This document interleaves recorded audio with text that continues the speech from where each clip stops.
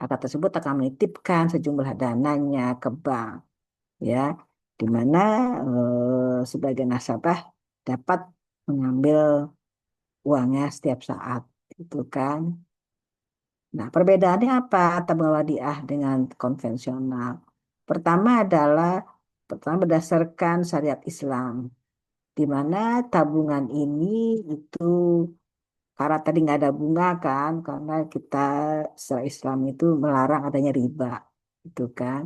Maka produknya adalah sistemnya adalah bersifat sistem syariah, ya, sehingga di sini penerapannya itu adalah sesuai dengan prinsip fikih muamalah, artinya berdasarkan syariat Islam, ya, di mana tabungan ini diawasi pelaksanaannya, kegiatan tabungan ini di bank itu diawasi oleh pengawas syariah, Dewan Pengawas Syariah. Sedangkan kalau pada konvensional itu dia menggunakan bunga, ya, di mana diawasi oleh Dewan Pengawas secara umum. Ya, walaupun memang di Indonesia ini bank syariah ini dulu konvensional, ya. Dulu kita kan dulu bank syariah itu merupakan dulu adalah awalnya konvensional. Nah, setelah itu berubah pelan-pelan menjadi eh, bank syariah, gitu kan. Jadi karena kita kan di sini apa namanya beda sama negara Malaysia, gitu kan. Dia sudah pure eh, apa banknya betul-betul syariah, gitu. Kalau kita awalnya memang konvensional, jadi hal-hal tertentu masih ada yang bersifat konven, tapi akhirnya berubah pelan-pelan menjadi syariah, gitu kan. Selanjutnya dalam pelaksanaan akadnya dalam di awal pembukaan rekeningnya itu adalah bicara perbedaan adalah akadnya. Jadi dalam pembukaan rekening itu antara konvensional sama wadiah itu terletak pada konsep akadnya, ya. Dalam tabungan syariah wadiah harus ada kesepakatan, proses kesepakatan antara kedua belah pihak, ya. Jadi artinya adalah nasabah hanya menitipkan uang dalam bentuk tabungan, ya, dan sama seperti konvensional juga yang dapat diambil secara sewaktu-waktu setiap saat. Tapi kalau konvensional itu tidak kenal akad, ya. Jadi di sini kalau konvensional tuh si nasabah menyetujui syarat yang ditentukan oleh bank konven. Jadi kalau konvensional itu sudah ada syaratnya dan nasabah menyetujui apa yang ditentukan oleh banknya. Misalnya bunganya cuma segini, cuma 2% ya, cuma 2% lah yang dapatnya. Jadi sudah ditentukan oleh banknya sendiri. Selain itu, selama penerapan tabungan konvensional berpotensi memiliki suku bunga berbeda. Jadi bisa berubah, ya, bisa berubah kalau konvensional itu. Baik di awal, baik di tengah, maupun di akhir periode. Selanjutnya, kalau bagaimana memperoleh keuntungannya dalam arti nisbahnya, sistem nisbah kalau istilahnya dalam Islam, kalau di konven itu adalah bunga. Di mana di sini eh, kalau konvensional itu diukur dari ada kebijakan bank, ya, ada kondisi pasar, ada pasar uang, pasar barang, dilihat daripada tingkat inflasi suatu negara, gitu kan, dan juga dari jenis produk keuangan itu sendiri. Sedangkan kalau wadiah itu tadi sudah kita katakan bahwa dia tidak mengenal bunga atau tidak atau melarang adanya riba, ya kan, sehingga kita itu prinsip yang digunakan teman adalah sistemnya adalah nisbah. Nisbah itu adalah bagi hasil, ya, antara nasabah dengan pengelola tabungan. Jadi sudah ditentukan ini loh segini eh, bagi hasilnya ini nasabah bagaimana gitu. Jadi sudah ada bagi hasil nasabah, ya. Lanjutnya adalah produknya macam-macam di sini. dalam tabungan wadiah ini biasa digunakan dengan produk keuangan syariah lainnya seperti tabungan haji ya karena kan kita menyimpan dulu ya. Jadi ada tabungan haji, tabungan umroh, tabungan untuk korban gitu macam-macam lah ya. Nah, di sini penerapannya adalah menggunakan akad wadiah atau simpanan tadi ya. Sedangkan kalau konvensional ya hanya menabung aja, tidak ada tadi jenis-jenis tadi kayak umroh, kayak haji itu nggak ada dia. Ya beda dengan syariah. Nah, ada perbedaan tabungan wadiah dengan tabungan mudharabah ya. Kalau tabungan wadiah itu adalah terdapat produk keuangan syariah di mana juga selain tabungan juga ada tabungan itu dan mudharabah di mana tabungan mudharabah ini sama melakukan prinsip syariat Islam ya kan tapi memiliki perbedaan ya baik tabungan wadiah maupun mudharabah itu dalam akad yang digunakan. Akadnya kalau tabungan wadiah ini adalah pihak nasabah hanya menitipkan saja ke bank dalam bentuk simpanan, ya kan? Di mana apabila nasabah membutuhkan sewaktu-waktu, maka pihak bank harus mengembalikan pada nasabah, ya kan? Tadi kayak ada, ya tabung hanya menitipkan saja kita. Tadi kayak untuk umroh ya kita titip juga, tapi kalau itu ya kita ambil lagi untuk pergi eh, pada saat akan berangkat umroh atau berangkat haji ya akan diambil lagi tuh uang. Jadi dititipkan dahulu. Akad tersebut berbeda dengan akad yang berlaku dengan mudharabah. Kalau pada mudharabah itu menggunakan ya, akad mudharabah ya. Artinya adalah mendapatkan laba, tapi bukan sekedar menyimpan uang. Dalam arti di sini nasabah itu dalam mudharabah itu melakukan menyetorkan sebagai pemberi modal ya. Dan modal tadi dikelola oleh bank. Ini kan banknya di mana bank nanti sebagai pengelola tersebut modal tersebut. Nanti setelah dikelola maka ada bagi hasil atau nisbah ya yang diterima oleh nasabahnya. Di mana peran nasabah ini adalah sebagai kalau dalam eh, mudharabah, tabungan mudharabah ini adalah sebagai pemilik modal atau sahibul mal, ya, artinya dia menginvestasikan dananya ke bank, ya. Untuk wadiah itu hanya menitipkan uang saja tanpa untuk investasi, jadi bukan untuk investasi. Jadi hanya menitipkan saja, jadi tidak ada niat untuk investasi. Kedua, dananya. Sifat dananya ini masing-masing tabungan juga berbeda. Kalau sifat tabungan mudharabah ini adalah tadi untuk investasi. Dalam arti memperoleh ada nisbahnya, itu keuntungannya. Ya, karena dikelola oleh bank uangnya. Sedangkan kalau wadiah tadi hanya berupa simpanan atau titipan. Intensif dananya di sini adalah tadi ya kalau mudharabah ini berarti ada nisbah tadi bagi hasil tadi ada insentif dana berupa bagi hasil karena dia menginvestasikan sejumlah uang. Sedangkan kalau dalam wadiah tidak ada bagi hasil ya. Jadi kalau kita menitipkan uang haji ya udah nanti akan diambil kembali ya untuk berangkat haji kan. Jadi yang dititipkan saja. Namun kadang produk keuangan syariah akan memberikan bonus secara sukarela kepada nasabah.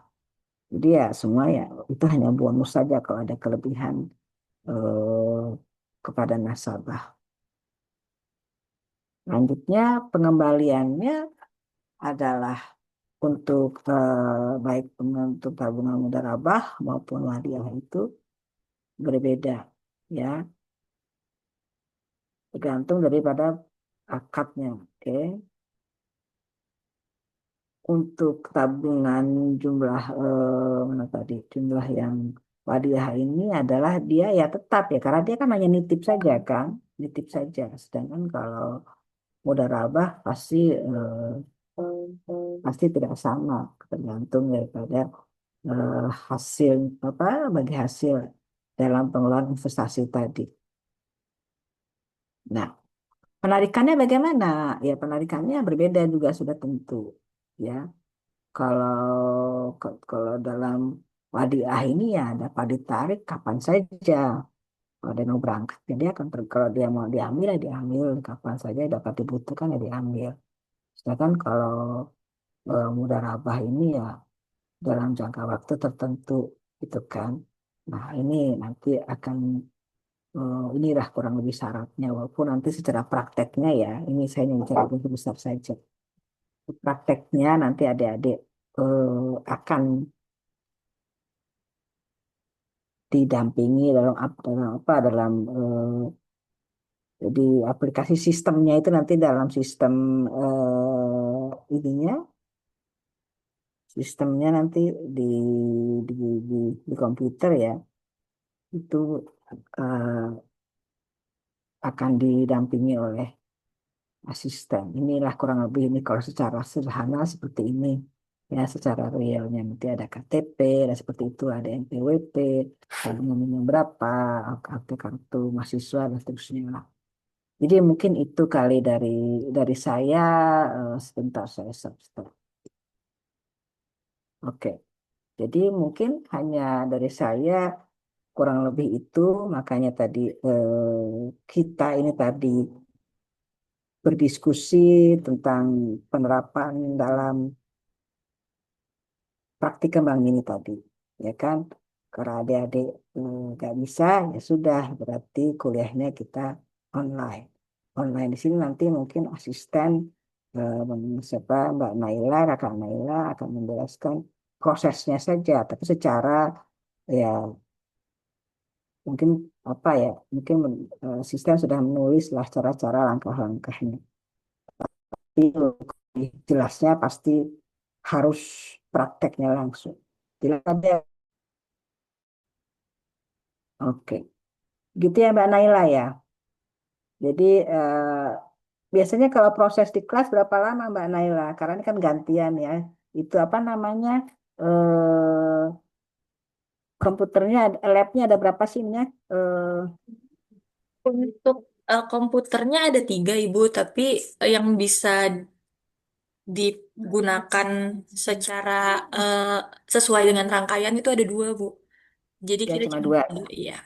Ya oke, cuma dua. Jadi nanti adik-adik dalam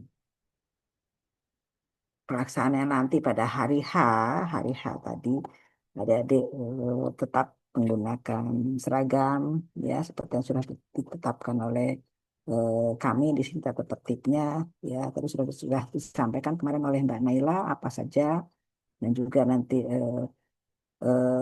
selain itu juga nanti adik-adik karena ini alatnya terbatas, softwarenya terbatas, cuma ada 5 sebetulnya, tapi kita karena yang untuk prakteknya cuma 2 yang bisa dipakai, ya karena itu eh, untuk sistemnya itu cuma 2 yang bisa kita gunakan, jadi nanti adik-adik bergantian untuk melakukan praktikan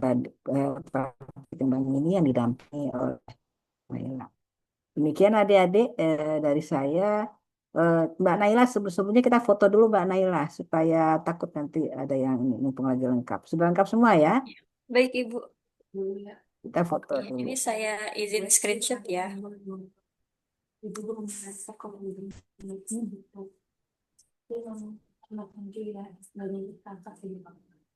Oke, sudah Ibu. Ibu mohon maaf masih di. Ya, ya.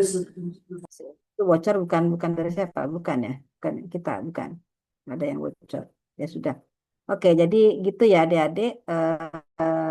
Demikian Mbak Naila nanti biasanya satu lagi terakhir Mbak Naila biasanya kalau praktikum tuh di kampus berapa lama untuk kurang lebih untuk ini ada 12 orang kan?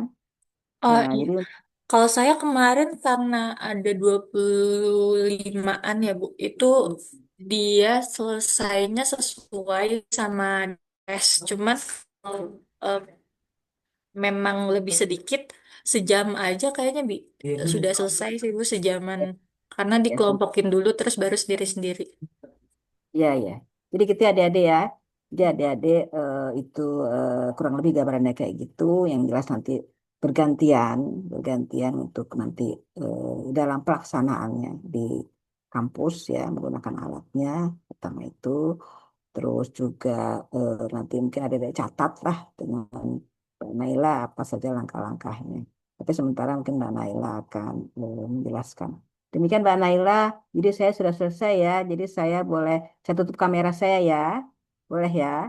Baik Ibu, terima kasih banyak. Sama mungkin saya bisa ngasih tahu ke Ibu dulu terlebih dahulu ya Bu. Oh ya, Hari sini. ini juga saya kan nggak menyiapkan secara Betul. rinci mengenai proses dari si praktikumnya. Jadi saya paling juga mengenai teori-teori dasar praktikum aja sih Bu. Oh boleh. Oke, nggak Jadi apa-apa. Ini kan nanti karena minggu jadi depan baru ya. mungkin bisa kayak berupa video, menonton videonya atau seperti apa gitu. Oke, oke. Ya silakan nggak apa-apa Mbak Nadia, Mbak Naila. Kita yang terbaik saja. Yang penting adik-adik enjoy dalam kuliah ini karena ini kuliahnya sebetulnya praktek ya, lebih menyenangkan. Tapi ya nggak apa-apa karena ada hal tertentu ya kita juga harus memaklumi kondisinya. Jadi nanti adik-adik sementara ini karena hari ini kita tidak jadi kuliah di kampus. Jadi Mbak Naila juga tidak mempersiapkan karena memang eh, apa perkiraannya itu mau ke kampus ternyata tidak jadi. Jelas ya adik-adik ya.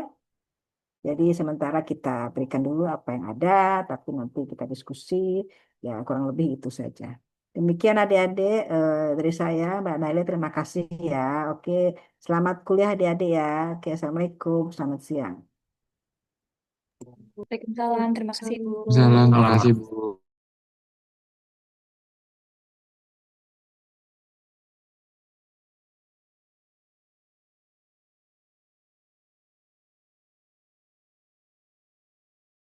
Hmm. Share screen-nya udah kelihatan kan ya? Udah, Kak. Udah. Oke, terima kasih semuanya. Sebelumnya aku mau minta maaf kalau hari ini mungkin bakal materi aja karena kalau buat masalah praktikum balik lagi aku belum nyiapin buat sistem apa apakah aku harus ngefoto eh, tata caranya atau mungkin aku bakal nampilin video di minggu depan seperti itu. Jadi di sini mau pengenalan dulu mengenai praktikum Bank Mini 1, di mana pertemuan pertama dan kedua kita itu merupakan konsep kas dan teller. Jadi eh, kita kenalan dulu mengenai struktur organisasinya. Nah, dalam struktur operasional bank, khususnya di kantor cabang, nah organisasi itu dibagi menjadi dua area. Jadi kayak front office dan back office. Tentunya semua udah pada paham. Dimana kalau front office kan bagian yang berhadapan langsung dengan nasabah. Nah, di sini wajah banknya itu terlihat tentunya di mana teller dan customer service berada di garis depan dan mereka bukan hanya memproses dari transaksi tersebut, tetapi juga membangun kepercayaan terhadap konsumennya. Lalu kalau misalnya back office sendiri itu kan melayani tetapi tidak berhadapan langsung dengan nasabah serta melayani nasabah internal untuk menunjang kegiatan operasional.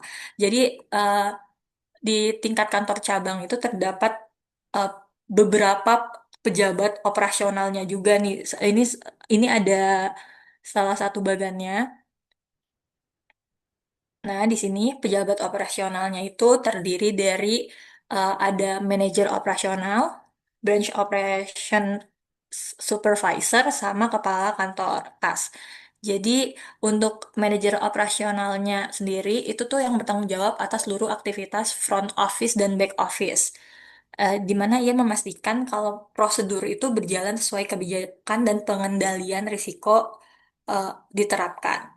Lalu kalau branch operational supervisor atau BOS itu tuh fokus ke pelayanan di front office-nya aja, di customer service dan teller. Nah, hal ini yang bakal kita pelajarin, hal ini yang bakal kita pelajarin buat di praktikum. Jadi nanti kita bakal seolah-olah adalah customer service dan teller.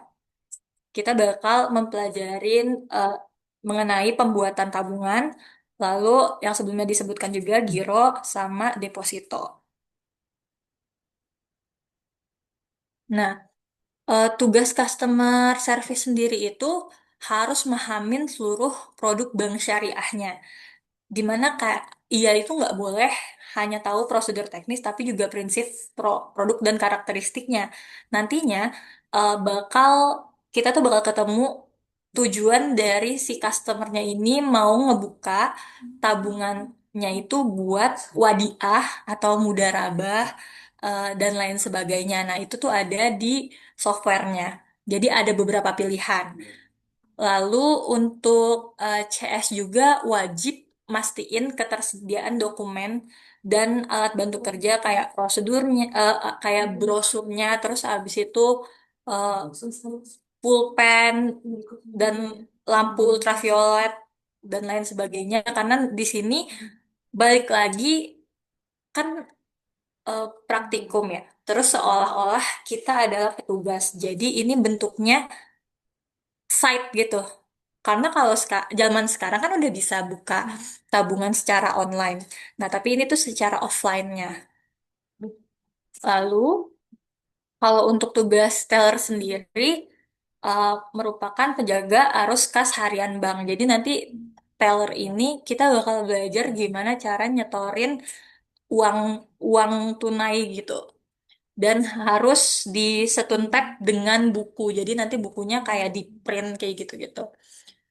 Terus habis itu teller juga wajib verifikasi kelengkapan aplikasi transaksinya, di mana kayak setiap setoran atau penarikan harus lengkap dan sah.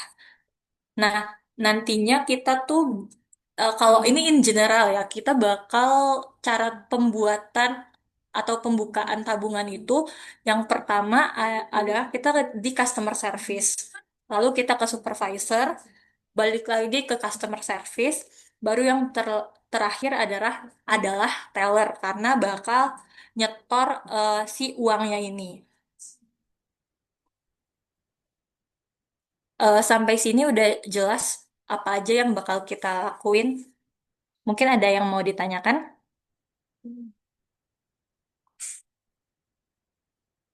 Nggak ada ya. Oke, jadi tugas pokok customer service sendiri yang pertama itu memiliki pengetahuan terhadap seluruh produk bank syariah seperti yang sebelumnya saya sampaikan. Terus mastiin ketersediaan brosur, aplikasi produk, kesiapan alat bantu kerja, pulpen, cashbox, ultraviolet dan lain-lain. Terus mastiin pengelolaan dokumen atau TBO sesuai ketentuan yang berlaku. Melakukan proses operasional secara fisik dan di core bank system sesuai ketentuan yang berlaku, lalu memastikan proses serah terima buku tabungan, kartu ATM, dan PIN nasabah yang dilakukan secara tertulis, lalu menguasai greeting dan komunikasi sesuai ketentuan dan standar bank syariah, lalu memiliki pengetahuan terhadap deteksi uang palsu, dan lain sebagainya. Untuk teller sendiri, tugas pokoknya ada menyiapkan dan memastikan peralatan kerja dalam kondisi siap untuk proses operasional, melakukan verifikasi atas kelengkapan dan kebenaran pengisian aplikasi transaksi, melakukan verifikasi keabsahan warkat, melakukan verifikasi atas tanda tangan dan perintah pendebetan rekening nasabah, lalu menghubungi customer service untuk melakukan konfirmasi penarikan mulai dari 50 juta. Lalu menghitung dan mencatat uang tunai yang diterima dan dibayarkan atau diserahkan, menyimpan dan mengamankan uang dalam laci teller untuk keperluan transaksi, mencatat dan membukukan transaksi, baik tunai dan non-tunai, lalu melakukan rekapitulasi dan rekonsiliasi awal dan akhir, harian, lalu memberi dan menjaga tingkat layanan sesuai ketentuan yang berlaku dan lain sebagainya. Ini masih struktur organisasi dari teller. Nah, ketentuan umum terkait fungsi teller itu area teller itu kan restrict area, jadi tidak semua orang itu boleh masuk. Ya, yang petugas yang ditujuk yang boleh berada di area teller pada jam operasionalnya. Lalu, jika uang dalam cash box teller ini telah melebihi limit simpanan, maka uang yang ada di dalam cash box tersebut disisakan hanya senilai saldo awal hari, sedangkan kelebihannya harus disetorkan ke supervisor. Lalu teller bersama-sama dengan supervisor atau MO itu melakukan proses pengambilan dan penyimpanan uang di hasanah dengan pengawalan dari petugas satpam. eh ini ini lebih ke sistem di sana tuh ada ruang kerja satuan kerjanya di mana ada teller area, terus habis itu dilengkapi dengan CCTV dan lain sebagainya. Ini mungkin bisa jadi pembelajaran nanti bakal saya share, tapi sebenarnya fokus kita lebih ke si prakteknya itu lagi. Nah, kira-kira teman-teman sendiri maunya berupa video atau foto. Jadi eh, tahapan-tahapan pembukaan rekening tabungan ini atau berupa foto di PDF gitu atau PPT. Kira-kira pada prefer yang mana ya?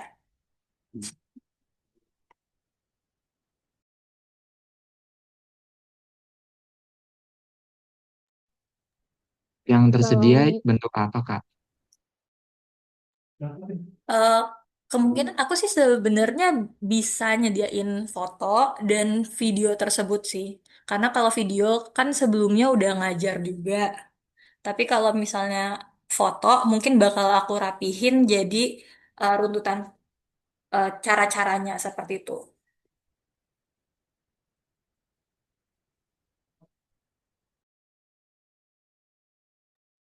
yang udah ada juga nggak apa-apa sih Mbak. Nggak mau ada yang kalau video udah ada pakai video aja.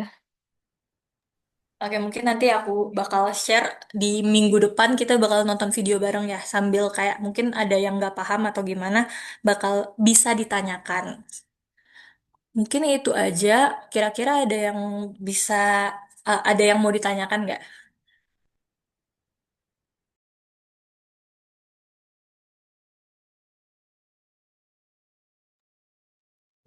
Sama paling bakal aku kasih tugas, karena kan aku juga nggak tahu harus lainnya lewat mana. Kalau itu kan aku ngelihatnya dari ketepatan waktu, terus abis itu bener apa enggak eh, cara-caranya, jadi bakal aku kasih tugas. Paling tugasnya kayak kalian cari video pembukaan tabungan syariah, lalu ditulis tahapan-tahapannya. Nanti baru dari situ kita bisa review kayak yang bener tuh seperti apa sih gitu. Mungkin gitu Oke, aja. Kak. Ya. Ada yang mau ditanyakan atau sudah cukup?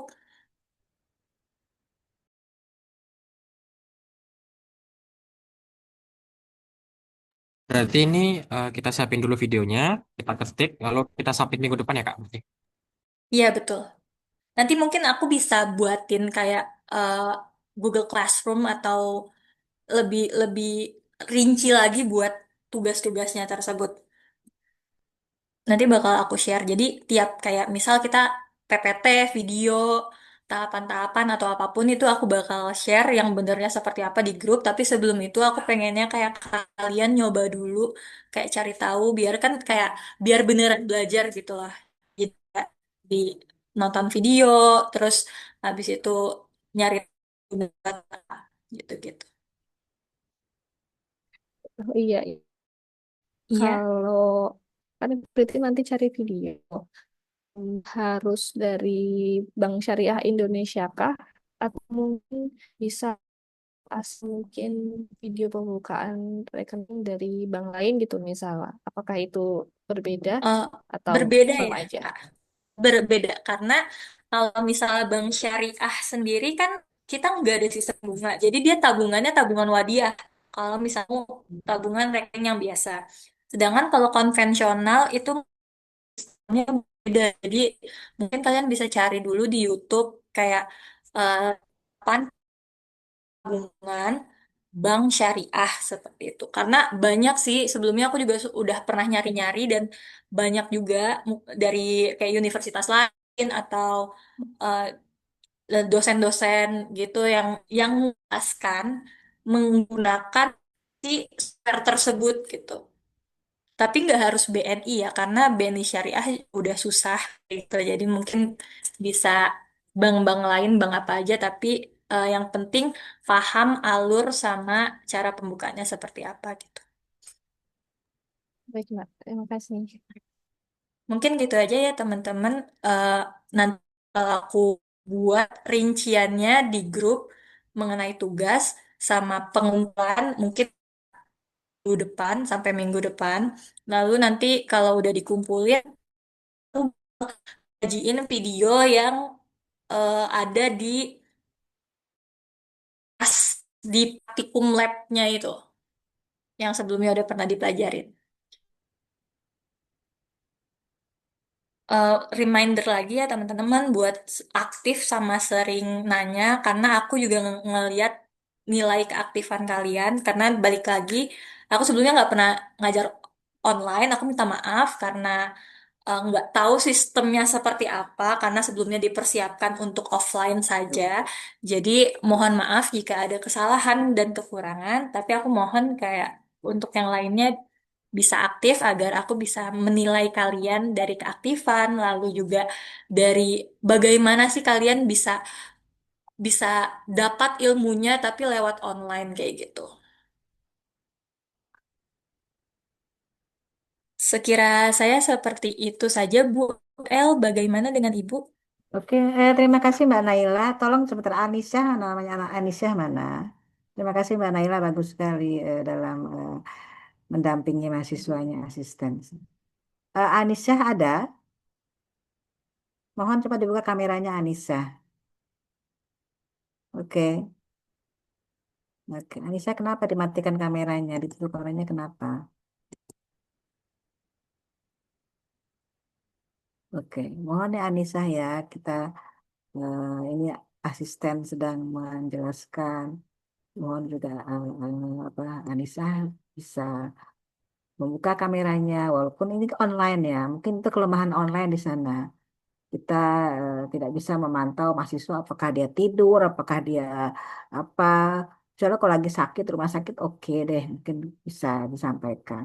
Tapi kalau ada hal-hal yang masih bisa kita muka kita buka gitu ya itu lebih enak kita lihatnya. Demikian ya Mbak Naila. Oke Mbak Naila, terima kasih sekali. Saya juga setuju apa yang sudah Mbak Naila sampaikan. Sangat jelas ya tadi. Apakah paham nggak yang tadi Mbak Naila sampaikan adik-adik? Bu. Secara umum Oke, paham. oke. Jadi betul ya. Jadi saya juga tadi walaupun saya kamera ini saya matikan, tapi saya tetap menyimak dan saya juga sama lah. Saya juga sama-sama dalam arti saya harus kerjasama dengan baik dengan asisten juga pasti dengan mahasiswa khususnya. Oke, jadi demikian adik-adik, terima kasih kuliah pada hari ini kita sudah ikuti dengan baik ya.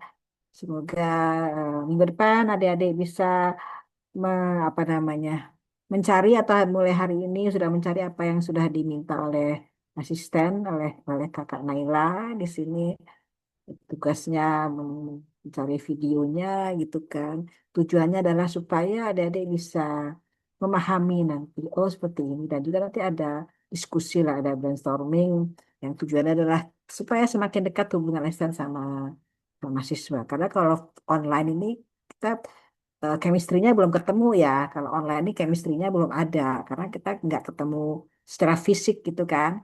Tapi kalau nanti sudah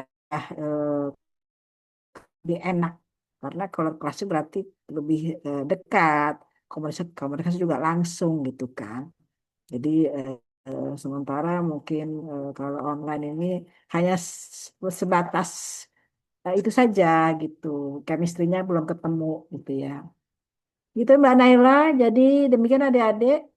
Mbak Naila sudah foto ya. Sudah, Ibu. Oke, jadi nanti akan disiapkan lagi Mbak Naila sama Mbak Naila terkait dengan materi-materi yang untuk apa terkait sama praktikumnya. Demikian adik-adik, kita izin live ya. Selesai ya adik-adik. Oke, selamat siang. Assalamualaikum warahmatullahi wabarakatuh.